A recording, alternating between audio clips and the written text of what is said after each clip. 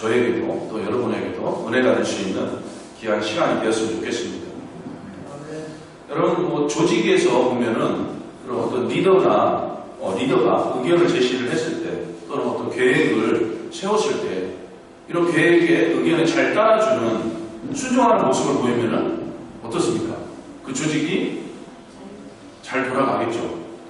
그런데 순종하지 않고 자기 다른 주장을 아주 강하게 격하게 내세운다든가 반대되는 입장을 취하게 되면 아무래도 순조롭게 그 조직이 돌아가지는 않을 것입니다. 가정에서도 마찬가지죠. 집안의 어른격인 가장이 이야기를 했을 때 그 이야기, 물론 조직이나 가정에서도 잘못된 이야기가 나올 수도 있죠. 그런 부분에 있어서 지혜롭게 서로 의견 조율을 해서 잘 풀어나가면 되는데 그렇지 않고 서로 반대되는 순종하지 않는 그런 모습만 보인다면은 그 가정도 평안할 수가 없고 그 조직도 교회도 마찬가지겠죠. 평안할 수가 없는 것이죠.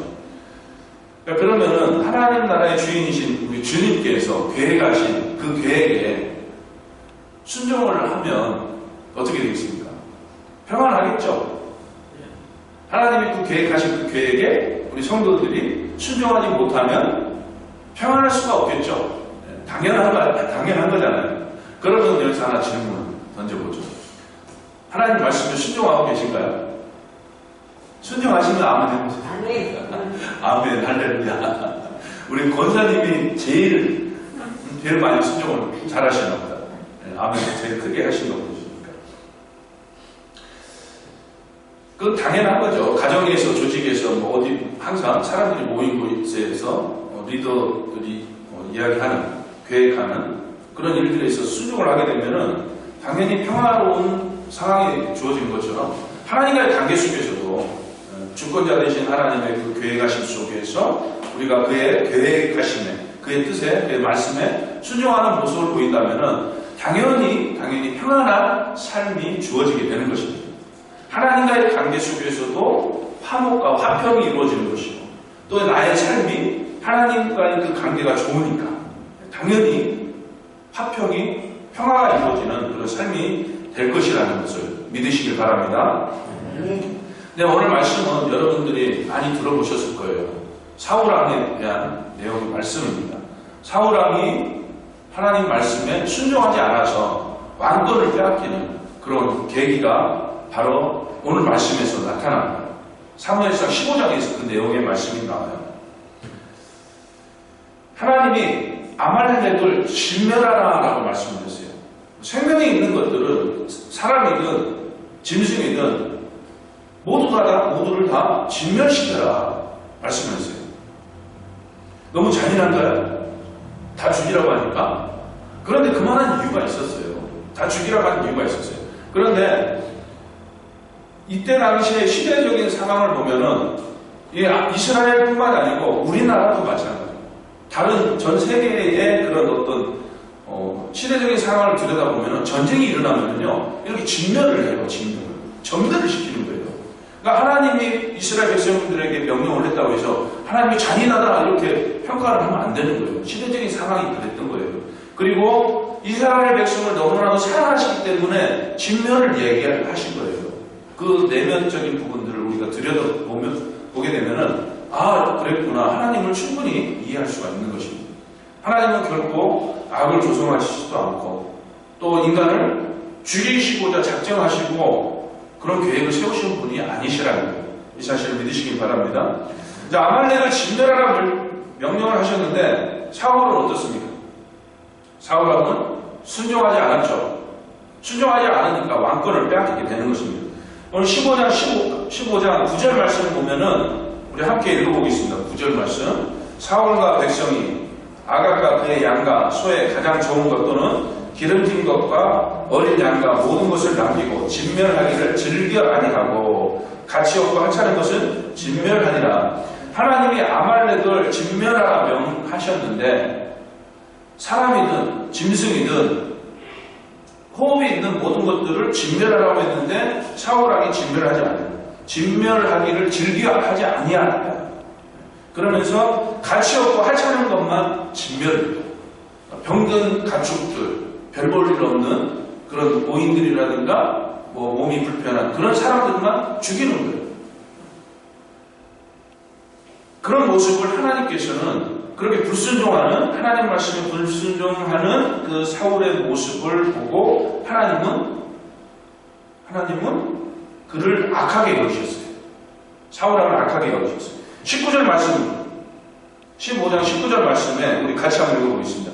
어찌하여 왕이 여호와의 목소리를 청종하지 아니하고 탈취하기에만 급하여 여호와께서 악하게 여기시는 일을 행하였나이까. 하나님이 악하게 여기셨다 말씀을 하고 있죠. 지금 이 말은 사울왕에게 사무엘 선지자가 이야기하고 있는 내용의 말씀입니다.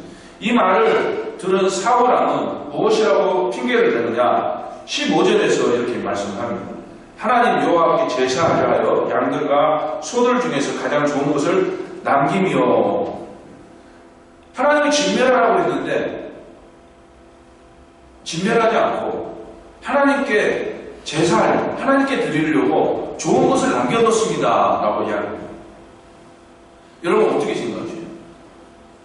하나님은 분명히 사람이든 가축이든 진멸하라 명령을 했는데 별 볼 일 없는 병들고 다 늙은 그런 가축들만 또 그런 사람들만 진멸을 시켜 죽이고 건강하고 좋은 이런 가축들을 남겨놨는데 그 이유가 하나님께 드리려고 했다. 그런 대답을 하고 있는 것이에요. 그럴 때 사무엘이 오늘 본문 말씀에서 이렇게 대답을 해요. 오늘 본문 말씀 22절 다시 한번 읽어볼게요. 사무엘이 이르되 여호와께서 번제와 다른 제사를 내 목소리를 청종하는 것을 좋아하신 같이 좋아하시겠나이까. 순종의 제사보다 낫고 듣는 것이 순양의 기름보다 나으니라고 말씀합니다. 하나님께 드릴 목적으로 가장 좋은 짐승들을 끌고 왔다고 주장하는 그 사울왕에게 사무엘 선지자가 순종의 제사보다 낫다.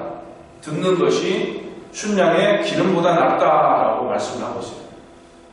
이 말씀은 외식적인 그런 행위보다 마음의 순종이 더 중요하다는 것을 가르치는 말씀. 사울왕은 좋은 것을 남겨서 하나님께 드리고자 하는 그런 외형적인 것들만 생각을 했어요. 실질적으로 하나님의 말씀을 내면적으로 받아들이고 실행하고자 하는 그런 마음이 없었다는 것이에요. 즉 하나님이 말씀하신 그 말씀을 귀담아 듣고 그 말씀을 묵상하고 그 말씀을 헤아리면서 그대로 순종해 나가야 되겠다라는 그런 생각보다는 외형적인 눈에 보이는 좋은 것을 취하여서 하나님께 제사해서 하나님을 기쁘게 해드리겠다라는 이런 외형적인 것만 생각했다는 것이에요. 여러분 좋은 것을 취해서 하나님께 제사해서 하나님을 기쁘게 해드려야 되겠다. 너무나도 좋은 의도 같지 않나요? 좋은 생각 같지 않나요? 여러분은 어떠세요? 이 시간 예배 시간에 나와서 하나님께 예배드림으로써 하나님을 기쁘게 해드리겠다. 너무 좋은 의도잖아요. 너무 좋은 거잖아요. 내 믿음을 증명해 보이는 것 같고 나 믿음 있는 사람이야. 나 예수 믿는 사람이야. 보여주는 것 같고 얼마나 좋아요. 그러면 하나님이 이 모습을 보고 기뻐하실 수 있을까? 이걸 생각을 해보는 거죠. 이 모습을 보고 기뻐하실까요? 갑자기 의문이 들죠. 테스트가 딱 찍히는 거예요. 내가 하나님께 영광 돌리려고 하는데 하나님이 기뻐하지 않으실까? 우리 생각을 갑자기 하게 되잖아요. 그쵸? 유로의 말씀을 한마디 해드릴게요.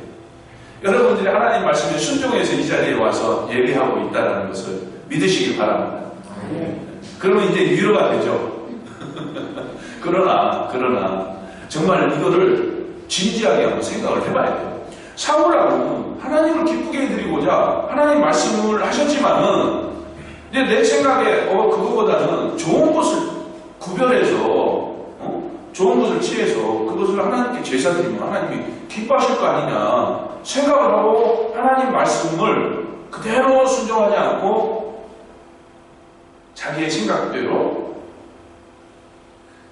진멸하지 않고 남겨뒀다는 것이에요. 여러분 우리가 이걸 진지하게 생각을 해야 되는 것이에요. 진지하게.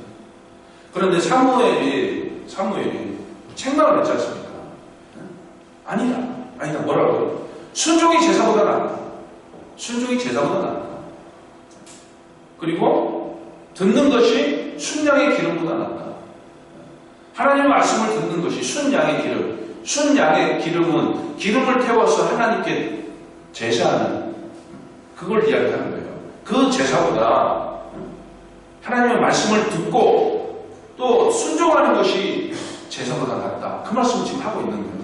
그런데 이 제사보다 순종이 더 낫다라는 이 말씀을 사무엘이 이야기하고 끝난 것이 아니고 사무엘 이후에 많은 선지자들이 계속해서 반복해서 그 이야기를 해요. 순종이 제사보다 낫다. 순종이 제사보다 낫다. 이 말을 들어야 될 친구가 와야 되는데 정말 아쉽네요. 순종이 제사보다 낫다. 그 얘기를 사무엘상 이후의 말씀에서 계속해서 반복을 해요. 그리고 예수님 때 와서도 예수님이 순종이 제사보다 낫다라고 예수님도 말씀을 하셔요. 어디서 말씀을 하냐? 마태복음 9장 13절에서 말씀을 합니다. 우리 같이 한번 읽어보겠습니다. 너희는 가서 내가 의인을 원하고 제사를 원하지 아니하노라 하신 뜻이 무엇인지 배우라. 나는 의인을 부르러 온 것이 아니요 죄인을 부르러 왔노라. 자, 이 말씀은 세리였던 마태, 예수님의 제자 마태를 부를 때의 말씀이에요. 예수님이 세리였던 마태를 부르실 때에 그의 지대에서 거하시면서 세리들과 죄인들과 함께 음식을 나누는 그런 상황이 있었어요. 그때에 그 모습을 보고 있던 많은 사람들이, 바리새인들과 유대인들과 바리새인들이 그 모습을 보고 비판을 하죠. 왜 죄인들과 세리들과 죄인들과 함께 음식을 드시나? 그들과 멀리 해야 되는데 왜 가까이 지내시나? 그런 이야기를 할 때에 예수님께서 건강한 자에게는 의사가 쓸데없다. 그리고 병든 자에게라야 쓸데가 있다. 그러시면서 지금 이 말씀을 하고 계시는 거예요. 내가 긍휼을 원하고 제사를 원하지 아니한다. 내가 그들을 긍휼히 여긴다라고 말씀을 하시는 것이에요. 외형적인, 형식적인 그런 제사, 이거보다도 긍휼히 여기는 것을 더 좋아하신다. 더 중요하게 여기신다. 그 말씀을 하고 있는 것이에요. 여러분, 제사와 예배는요, 완전히 달라요. 그러나 다르지만은 완전히 떨어져서 따로따로 구분지어서 생각할 수가 없어요. 이 제사는 속죄 제사를 드리기도 하고 내 죄를 사하여 주시옵소서 그 목적으로 제사를 드리는 것도 있고 또 감사의 제사를 드리는 것도 있어요. 이 여러 가지 의미가 담겨져 있는 이 제사가 우리 예수님이 이 땅에 오셔서 십자가의 상에서 단 한 번의 속죄 제물이 되어주심으로써 그 단 한 번의 제사로 더 이상 제사를 드릴 필요가 없는 상황에 놓여져 있어요. 그래서 예수 그리스도 안에서는 내 죄를 사하여 주시옵소서 다시 한번 제사할 이유가 없다는 것이에요. 그러나 그럼 우리는 예배는 뭡니까? 왜 예배를 드립니까? 우리 죄를 사하여 주신 것에 대해서 감사하며 하나님을 기뻐 찬송하며 영광 돌리는 게 이게 예배예요. 내 죄를 사하여 주신 것에 대해서 감사하면서 영광 돌리며 예배하는 거예요. 그러면은 제사와 예배는 개념 자체가 다르지만 쉽게 더 얘기하면 제사는 내 죄를 사하여 주시옵소서, 예배는 내 죄를 사하여 주신 것에 감사합니다.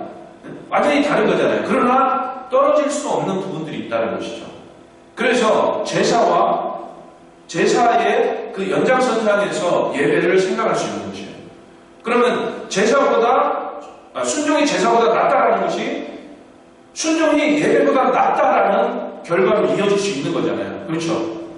이걸 부정할 수 없는 부분이지 않습니까? 자, 그러면 예수님이 말씀했어요. 긍휼을 원하고 제사를 원하지 아니하노라 말씀했어요. 긍휼을 원하고 예배를 원하지 아니하노라라는 결과가 나오는 거예요.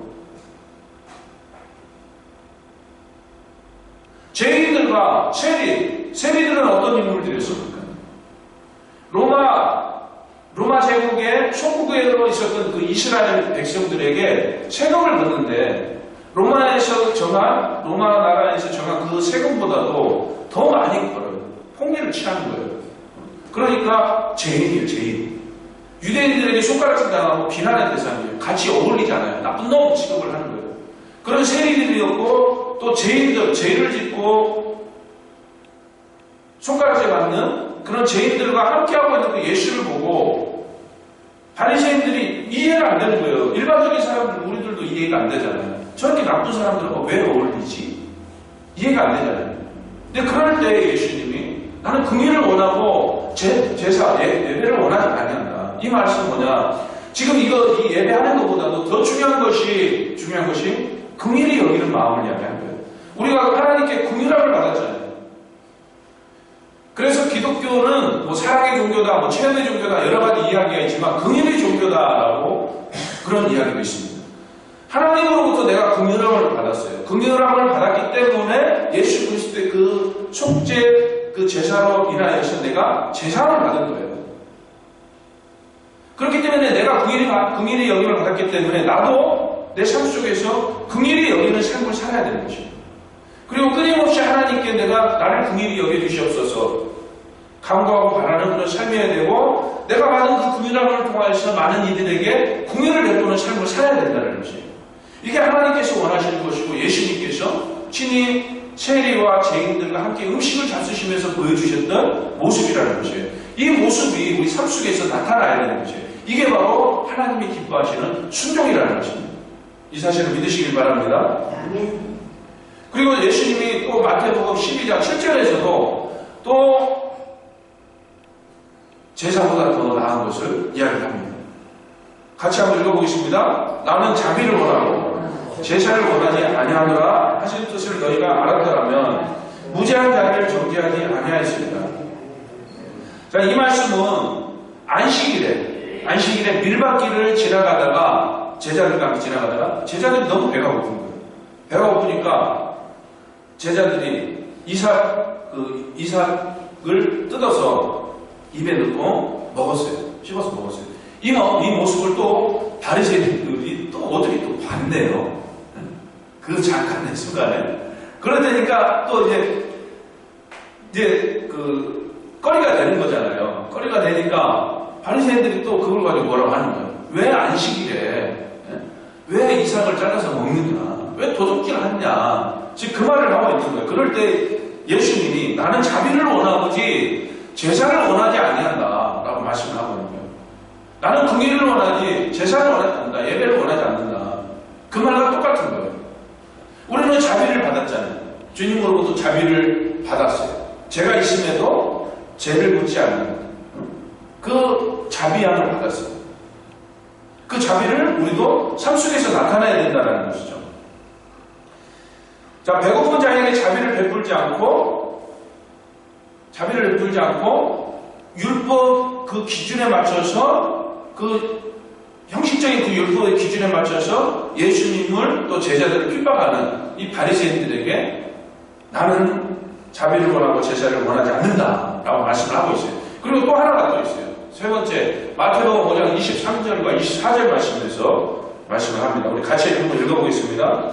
그러므로 예물을 제단에 드리려다가 거기서 내 형제에게 원망 들을 만한 일이 있는 것이 생각나거든 예물을 제단 앞에 두고 먼저 와서 형제와 화목하고 그 후에 와서 예물을 드리라.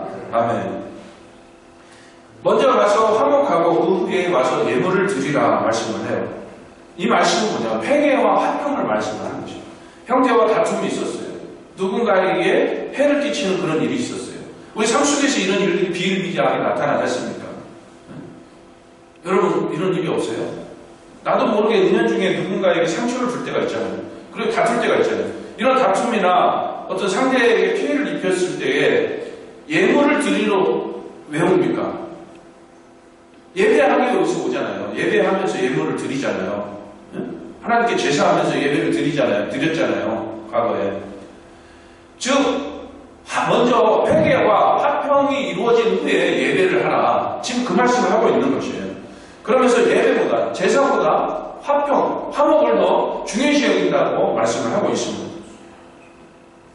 여러분 오늘 우리 주님께서 우리에게 말씀하시는 것이 무엇인가? 우리에게 말씀하시는 예배를 등한시하라는 말씀입니다. 그 말씀 결코 안 해요. 예배는 너무나도 중요합니다. 그리스도를 믿는 믿음의 사람, 하나님의 자녀는 반드시 예배를 해야 돼요. 반드시. 이 정해진 예배 시간뿐만이 아니고 삶 속에서도 항상 예배하는 삶을 살아야 돼요. 그 예배하는 삶의 예배, 그 예배 속에 무엇이 들어가 있느냐? 무엇이 들어가 있느냐? 바로 순종이 들어가 있는 것이에요. 순종. 하나님의 말씀에 순종함으로써 예배가 이루어지는 것이에요. 그래서 예수님이 오늘 말씀하시는 것, 또 사무엘 선지자를 통하여서 하나님이 제사보다 순종이 낫다고 말씀하신 그 말씀이 예배를 등한시하라는 그런 말씀이 아니라 그것보다도 더 중요하게 여기시는 그런 말씀들이 들어있다는 것입니다. 그것이 무엇인가? 성경 전체적인 내용에서 우리에게 말씀하고 있는 거예요. 성경 66권 우리가 읽고 묵상하며 하나님의 말씀으로 믿고 받아들이고 있는 이 말씀, 오늘날 나에게 음성으로서 전하고 있는 이 성경 66권의 말씀이 무엇을 이야기하고 있느냐? 순종에 대해서 이야기하고 있는데 그 순종에 대한 내용 세 가지가 있는데 그 세 가지가 무엇이냐? 첫 번째는 회개의 순종입니다. 회개의 순종.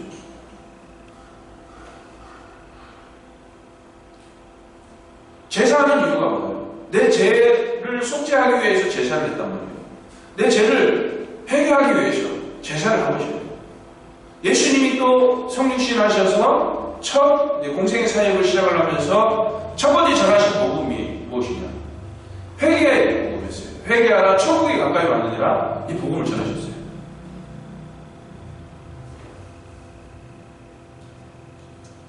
회개하라 천국이 가까이 왔느니라. 여러분 회개하셨죠? 회개하셨기 때문에 이 자리에 있는 거죠. 내 죄를 회개하셨고 그러면은 우리 정통 기독교에서 이야기하고 있는 이 회개와 관련된 교리들이 회개에 대해서 이야기를 하고 있는데 회개는 두 가지로 이야기를 하고 있어요. 하나는 단회적 회개, 하나는 반복적 회개를 얘기해요. 단회적 회개는 방금 여러분 회개하셨다고 했을 때 고백하셨잖아요. 아멘이라고. 그 회개를 이야기해요. 저도 그 회개를 통하여서 새롭게 거듭나고 하나님의 사람으로서 또 하나님의 자녀로서 새롭게 거듭난 자의 삶을 살고 있어요. 이 회개를 통하여서, 이 단회적 회개를 통하여서 우리가 모두가 다 예수 그리스도의 그 십자가 보혈로 죄 씻음을 받게 되었고 이제는 죄 없는 자의 삶을, 그런 하나님의 자녀된 삶을 살게 된 것이에요. 그러면 반복적 회개는 무엇이냐? 우리 삶 속에서 어떻습니까? 이 삶은 어떻습니까? 이 세상은 여전히 죄로 물들어 있는 삶이잖아요. 여전히 죄악이 만연한 가득한 그런 세상이잖아요. 이 세상 속에서 그리고 내 육신은 연약하여서 여전히 죄성을 가지고 있는 너무나도 연약하고 부족한 존재란 말이에요. 그 속에서 내가 나도 모르게 짓는 그런 죄들이 있어요. 내가 알고 짓는 죄도 있고 모르고 짓는 죄들도 있어요. 그런 모든 것들조차도, 나의 부끄러움조차도 예수 그리스도의 그 십자가 보혈로서 정결하게 씻어주셨어요. 그것을 알고 우리가 그 내가 행하여 왔던, 잘못하고 있는 그 상황들을 내가 반성하면서 회개하는 거예요. 이게 반복적 회개예요. 잿더미가 있는 그 길을 하얀 옷을 입고 이 죄를 묻히지 않기 위해서 내가 조심조심 걸어가도 이 죄는 묻게 되어 있어요. 묻게 되어 있는 것이. 내가 아무리 깨끗하고 순결한 옷을 입고 있어도 이 죄악이 만연한 이 세상 속에서는 항상 죄에 노출이 되어 있다는 것이에요. 그래서 우리 삶 속에서 늘 끊임없이 내 자신을 돌아보면서 성화를 이루기 위한 성화의 과정을 걸어가는 그 삶인 회개의 순종의 삶이 나타나야 된다는 것입니다. 그러나 이 회개를 모르고 살아가는 그리스도인들이 너무나도 많아요. 물론 이단성을 가지고 있는 그런 단체에서는 이 회개에 대해서 당연히 부정을 해요. 부정을 합니다. 그러나 건강한 교회에서는 이 회개를 강조를 해요. 우리는 끊임없이 죄와 싸우고 있는 그런 삶이기 때문에 이 죄에서 완전한 자유를 누리기 위해서는 우리가 예수 그리스도 안에 놓여있는 그 삶을 살아야 되기 때문에 우리는 끊임없이 죄를 멀리하는 것 속에서 회개의 모습이 나타난다는 것이에요. 이 회개의 순종을 하나님이 기뻐하시는 순종이라는 것을 믿으시길 바랍니다. 번째는 회개의 순종 다음에 두 번째는 믿음의 순종이에요. 믿음의 순종. 믿음의 순종은 예수 그리스도를 믿는 그 믿음을 이야기합니다. 그러면은 그 믿음은 어떤 믿음이냐? 우리가 그걸 항상 반복적으로 강조하고 있는 그런 내용들이에요. 그런데 우리는 항상 이 인간은 망각의 동물이라서 그런지 자꾸 잊어버려요. 삶 속에서. 자꾸 잊어버려요. 그리스도를 믿는 믿음. 그 믿음은 예수님이 행하신 것을 믿는 것이고 예수님이 말씀하신 것을 믿는 거예요. 예수님이 행하신 것이 무엇입니까? 행하신 것. 십자가에서 죽으신 거예요. 이것을 믿어야죠. 왜 죽으셨어요? 저와 여러분의 죄를 위하여서, 제사함을 위해서. 또 하나 그 제사함을 원하시는 하나님의 그 계획하신 그 뜻을 이루기 위하여서 십자가에 죽으셨고 또 하나님께서 창세전부터 계획하신 그 계획을 이룸으로써 하나님의 영광이 드러나기 때문에 하나님의 영광을 위하여서 십자가에 죽었어요. 행하신 그 일을 우리가 알고 믿는 거예요. 이게 믿음이에요. 그리고 하나님, 예수님이 말씀하신 것을 믿어야 돼요. 무엇을 얘기했습니까? 내가 너희를 위하여 죽노라. 이걸 말씀했지 않습니까? 나를 믿고 하나님을 믿음으로써 구원에 이른다라는 말씀했지 않습니까? 그 예수님께서 말씀하신 것들, 이것들을 우리가 묵상하고 새기면서 믿는 거예요. 그가 행하신 것, 그가 말씀하신 것, 이것을 믿는 것, 이게 바로 믿음이라는 것을 믿으시기 바랍니다. 그러면 여러분 이 믿음을 가지고 계신가요? 아멘, 감사합니다. 지금까지는 내가 막연하게 예수님 믿습니다 하면서 믿어왔다면은 이제는 알고 믿으시길 바랍니다. 아멘. 아멘, 할렐루야. 여러분, 그런데 이 예수님께서 행하신 것을 믿고 예수님이 말씀하신 것을 믿고 이 믿음으로 끝나는 게 아니에요. 예수님께서 행하신 것을 믿고 말씀하신 것을 믿고 말씀하신 것도 행하신 것을 따라서 행해야 되는 것이에요. 즉 예수님을 믿고 따라가는 이게 믿음이에요. 이게 믿음. 마음으로 믿어 의에 이르고 입으로 시인하여 구원에 이른다고 말씀했어요. 마음으로 믿는 것은 우리가 믿습니다 이거잖아요. 입으로 시인하는 것은 우리가 행동으로 나타내는 거예요. 입을 벌려서 말을 함으로써 이 혀의 움직임으로 해서 이 구조를 설명하기가 좀 힘들어요. 이것도 행동으로 나타나는 거예요. 입으로 설명하는 것이, 입으로 고백하는 것이. 이런 고백이 행동으로 우리의 삶 속에서 고백으로 나타나는 것이에요. 이게 믿음이라는 것이에요. 말씀을 믿고 따라가는 이 믿음을 소유할 수 있기를 예수님의 이름으로 축원합니다. 여러분, 이럴 때에 이런 믿음의 순종이 있을 때에 놀라운 믿음의 역사들이 나타나요. 이 놀라운 믿음의 역사, 하나님 말씀에 순종함으로써, 그 순종은 예수 그리스도를 믿는 거라고 했잖아요. 회개와 믿음이라고 했잖아요. 이 믿음의 순종 속에서 하나님의 놀라우신 능력과 그 역사하심이 나타나기를 예수님의 이름으로 축원합니다. 그리고 마지막 세 번째는 하나님을 찬송하고 영광 돌리는 순종입니다. 하나님이 우주 만물을 창조하신 목적이 뭐라고 하십니까? 우리 인간을 지으신 목적이 뭐라고 했어요? 지난주 주일날 오후 예배 때 말씀을 드렸죠. 인간의 죄를 지는 목적, 인간이 살아가는 그 목적이 뭐라고 했어요? 하나님을 찬송하고 하나님의 영광을 위한 것이라고 했어요. 이게 살아가는 목적이에요. 제가 살아가는 목적이에요. 여러분의 살아가는 목적이 되어야 되는 것이에요. 그래야지 예수를 바로 믿는 것이에요. 바르게 하나님의 뜻을 아는 것이에요. 이사야에서 43장 7절과 21절에서 우리에게 분명하게 말씀을 해주고 있어요. 내가 살아가는 목적. 왜 사세요? 왜 사세요? 마지 못해서 사는 것이에요? 죽지 못해서 사는 것이에요? 그럼 너무 불쌍하잖아요. 너무 안타깝잖아요. 삶이 의미가 없잖아요. 어쩔 수 없이 살아간다면 너무나도 불행한 거예요. 이거는 삶의 목적이 없다는 것입니다. 근데 하나님께서 분명하게 이야기를 했어요. 내가 너희를 창조한 목적, 내가 너를 지은 목적, 나를 찬양하기 위해서, 나의 영광을 위해서 너를 지어놓으라 말씀하셨어요. 그러면 우리는 하나님으로부터 은혜를 받은 사람들이잖아요.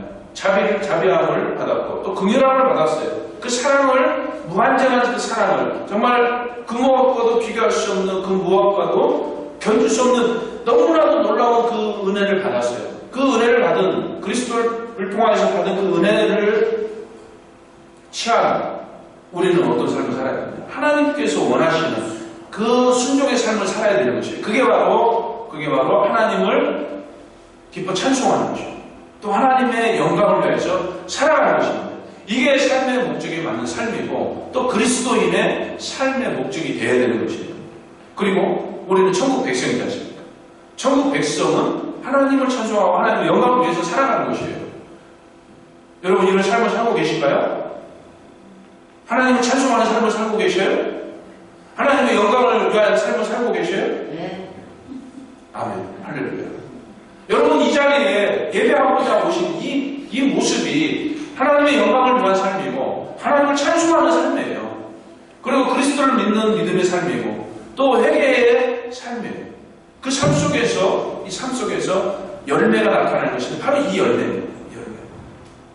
눈에 보이는 열매, 주렁주렁 열리는 열매, 이게 열매가 아니고 우리 삶 속에서 나타나는 증명되어 보이는 열매.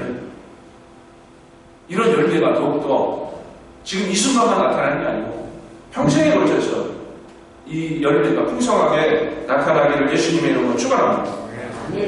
그러면 하나님이 기뻐하시는 이 순종을 이야기하고 있고, 그러면 이 하나님이 기뻐하시는 이 순종을 온전히 이루게 된다면 어떠한 결과가 나오는가? 이 부분도 중요하죠. 이 부분도 중요해요. 자, 회개의 순종의 삶을 살아요. 믿음의 순종의 삶을 살아요. 하나님을 찬송하고 하나님의 영광을 위한 순종의 삶을 살아요. 그러면 어떻게 해야 된다고 그랬어요? 하나님이 기뻐하신다고 그랬잖아요. 하나님이 기뻐하시니까 나에게 떨어지는 것이 있을 거 아니에요. 하나님이 기쁨만 받으시고 그냥 가만히 계실까요? 물론 주고 안 주고는 하나님의 마음이지만, 하나님의 뜻이지만은, 그러나 분명하게 하나님은 주셔요. 하나님 당신께서 너무 기뻐하신 나머지 내 사랑하는 자녀에게 무엇을 주실까요? 미운 자식에게도 떡 하나 더 준다고 하는데, 나를 기쁘게 하는 내 아들, 내 자녀에게, 내 딸에게, 내 아들에게 무엇을 주겠습니까? 당신께서 받으신 그 기쁨을 그대로 주시는 것이에요. 하나님을 기쁘게 해드리는 그 삶 속에서 나에게 그 기쁨이 충만하게 임한다는 것이에요. 그 하나님을 기뻐하는 그 기쁨이 나에게 임하였을 때 나에게 주어지는 그 평안이 너무나도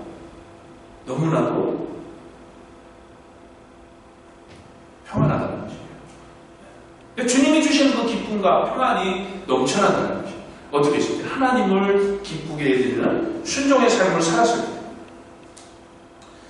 이런 하나님을 기쁘게 해드리는 삶 속에서 또 하나님이 주시는 그 기쁨과 평안을 누리며 살아갈 수 있기를 예수님의 이름으로 축원합니다.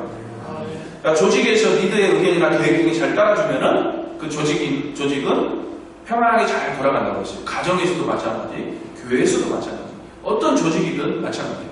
그러면 우리는 교회 내에서 또 하나님과의 관계 속에서 누구를 기쁘게 해드려야 됩니까? 목사님을 기쁘게 해드려야 되겠죠? 이러면은 잘못되는 거고. 하나님을 기쁘게 해드리죠. 저를 기쁘게 해드리는 게 아니라 하나님을 기쁘게 해드리죠. 하나님을 기쁘게 해드리기 위해서는 다시 정리를 하면 회개의 삶을 사는 거예요.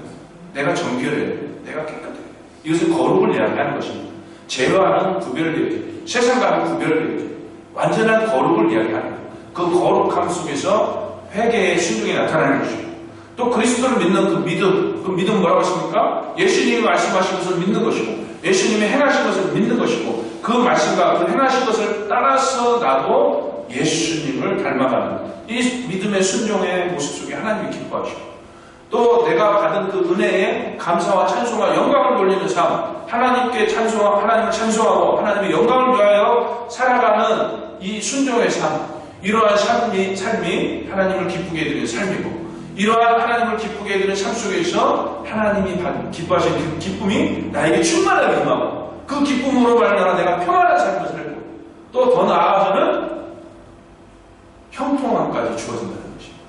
이런 놀라운 은혜와 축복이 우리 만나교회 가운데 또 사랑하는 성도들 가운데 충만하게 임하기를 예수님의 이름으로 축원합니다.